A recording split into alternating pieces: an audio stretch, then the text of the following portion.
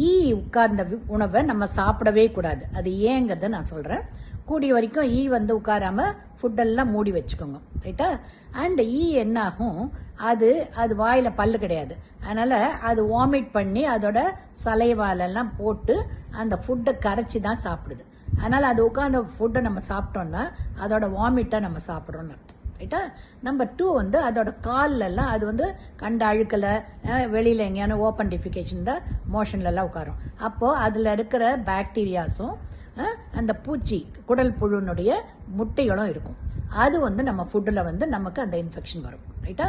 அது மட்டும் இல்லாமல் சிவியர் டயரியா, அக்யூட் கேஸ்ட்ரோஎன்ட்ரைட்டிஸ்ங்கிறது, டைஃபாய்டு, இந்த மாதிரி எல்லாம் வந்து டிசீஸ் வந்து ஈ உட்கார்ந்த ஃபுட்டு சாப்பிட்றதுனால தான் வருது.